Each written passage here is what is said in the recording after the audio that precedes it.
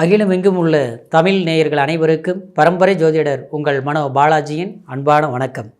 கும்ப ராசியில் பிறந்த அன்பர்களுக்கு இந்த 2026 பிப்ரவரி மாத நவகிரகங்கள் பெயர்ச்சிகளால் உங்களுடைய ராசிக்கு எப்பேற்பட்ட ஒரு சுவாரஸ்யமான அற்புதமான நிகழ்வுகள் இந்த பிப்ரவரி மாதம் ஏற்படுத்த போகுது அப்படிங்கிறத பற்றி இந்த பதிவில் இப்போ நம்ம பார்க்க போகிறோமுங்க.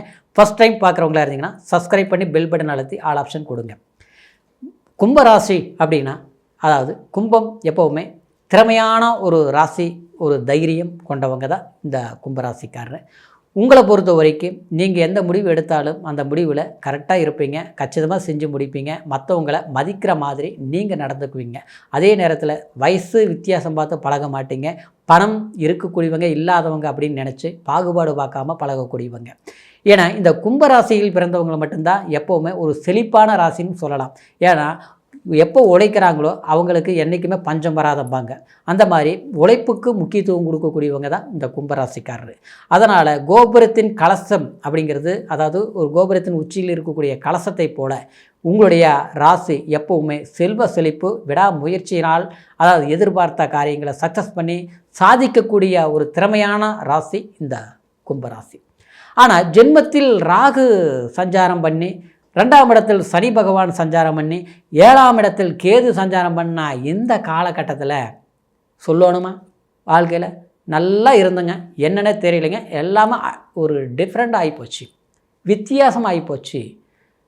எதை தொட்டாலும் அது பிரச்சனை ஆகிப்போச்சு. சின்ன பிரச்சனை என் உடம்பையே கெடுத்துருச்சு, என் மனசையே கெடுத்துருச்சு, என் குடும்பமே இன்றைக்கி சிரமங்கள் அனுபவிக்கக்கூடிய சூழ்நிலையில் இருந்துகிட்ருக்கிற மாதிரி ஆகிப்போச்சிங்கன்னு வருத்தப்பட்டு இருக்கக்கூடிய ராசி எந்த ராசின்னு கேட்டோம்னா அது கும்பராசிக்காரர் தான். காரணம், அதாவது ஜென்மத்தில் ராகு, 7ஆம் இடத்துல கேது, அதுவும் குருவும் உங்களுடைய ராசிக்கு 6ஆம் இடத்துல வக்ரம். இது இக்கட்டான சூழ்நிலை தான் இப்போ நீங்கள் கடந்த காலத்தில் சந்திச்சுட்டு இருந்தீங்க. 2ஆம் இடத்துல குடும்பஸ்தானத்தில் சனி. அந்த வருடக்கோள்களுடைய பயிற்சி உங்களுக்கு உண்மையிலேயே அது சாதகம்னு சொல்ல முடியாது. இனம் புரியாத சிறு பிரச்சனை அது பெரும் மனக்குழப்பத்தை கொடுத்துருக்கும். ஒன்று குடும்ப ரீதியில் கொடுத்துருக்கும், இல்லையா நட்பு வட்டாரத்தில் கொடுத்துருக்கும், இல்லையா ஒருத்தர் மேலே அன்பை வச்சு நம்ம பாதிக்கப்பட்டிருப்போம்.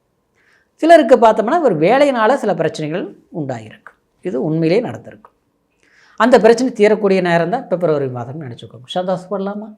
கண்டிப்பாக சந்தோஷப்பட்டு தான் ஆகணும். காரணம், ஜென்மத்துக்கு சூரிய பகவான் வராரு, 7ஆம் அதிபதி, வெளிச்சத்தை கொடுக்குறாரு குரு பகவான். அற்புதம். இருந்த பிரச்சனை நமக்கு விலகி போச்சு. அதுலேயும் பார்த்தோம்னா அதாவது புதன் இந்த மாதம் 2ஆம் தேதி மன்னிக்கணும், அதாவது 4ஆம் தேதியை, அதாவது உங்களுடைய ஜென்மத்துக்கு புதன் பகவான் வரப்போகிறார். புதன் யார்? நமக்கு ரொம்ப வேண்டியவர். அதுதான் 5ஆம் அதிபதி. சரிங்களா? பூர்வ புண்ணியம் புத்திரஸ்தானம். நம்மளுடைய இயல்பாக நம்ம குலதெய்வத்தோட அனுகிரகமும் நமக்கு கிடைச்ச மாதிரி. எந்த ஒரு பிடியில் சிக்கி படுத்த தூக்கம் வரல, சிந்திக்கிற செயல்படுத்துகிற முடியல, நிம்மதி கெட்டு போச்சுன்னு நினச்சி வருத்தப்பட்டோமோ, எதை இழந்துட்டோம்னு நினச்சி ஆதங்கப்பட்டோமோ, எது கிடைக்கலையே நினச்சி வேதனைப்பட்டோமோ, அது எல்லாமே நமக்கு சிறப்பாக அமையப்போகுதுங்கிறத கருத்து தான் இந்த பிப்ரவரி மாதத்துடைய கிரக பெயர்ச்சி. இன்னொரு விதத்தில் பார்த்தோம்னா சுக்கிர பகவான் உங்களுக்கு ராசிக்கு, அதாவது 4ஆம் அதிபதியாக வரக்கூடியவர். அது மட்டும் கிடையாது, சுக்கிர பகவான் தான் நம்மளுடைய ராசிக்கு, அதாவது பாக்யாதிபதியாகவும் வரக்கூடியவர்.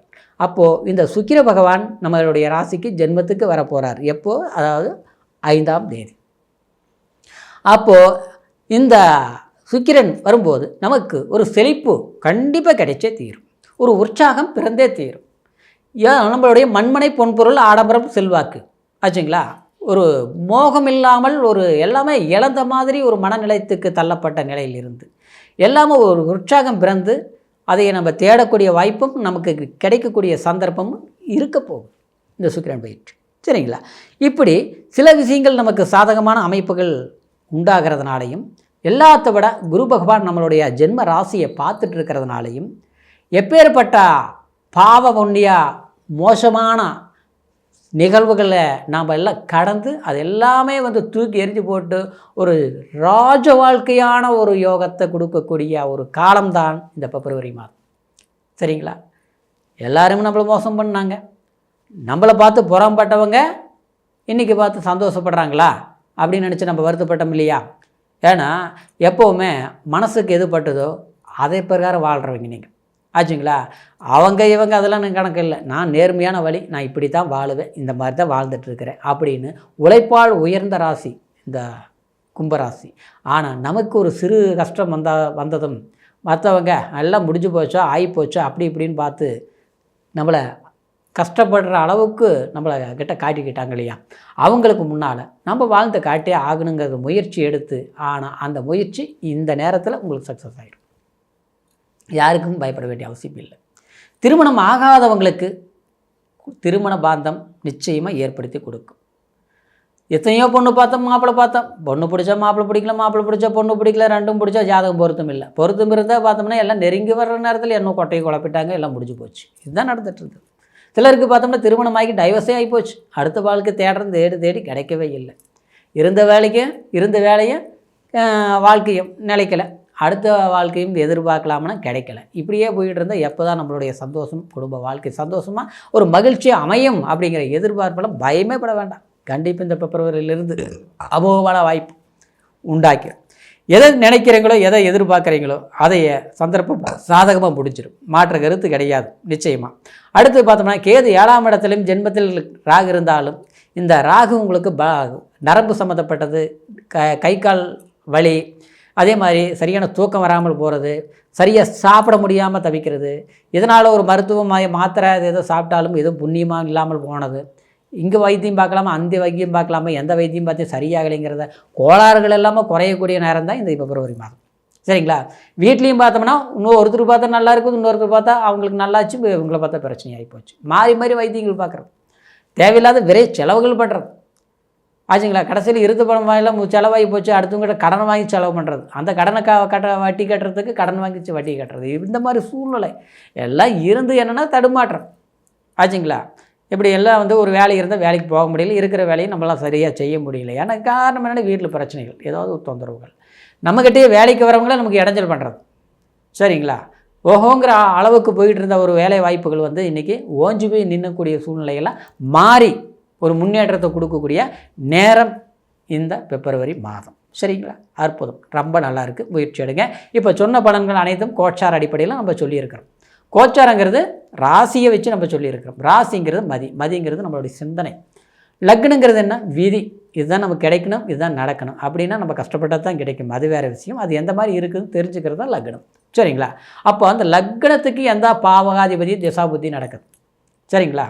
ஏன்னா ஒரு திசைங்கிறது லாபத்தையும் கொடுக்கும் நஷ்டத்தையும் கொடுக்கும். ஏன்னா ஒருத்தருடைய நஷ்டம்தான் இன்னொருத்தருடைய லாபம்.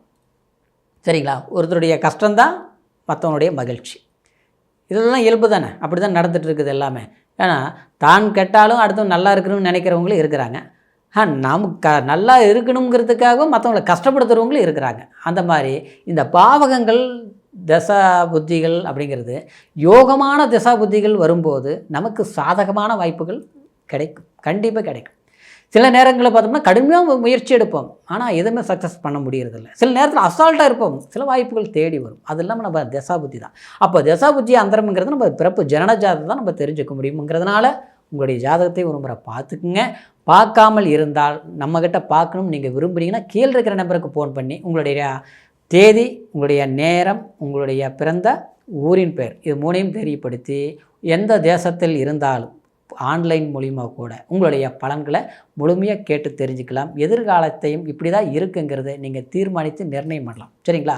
மீண்டும் அடுத்த பதிவில் சந்திக்கும் வரைக்கும் நன்றி, வணக்கம்.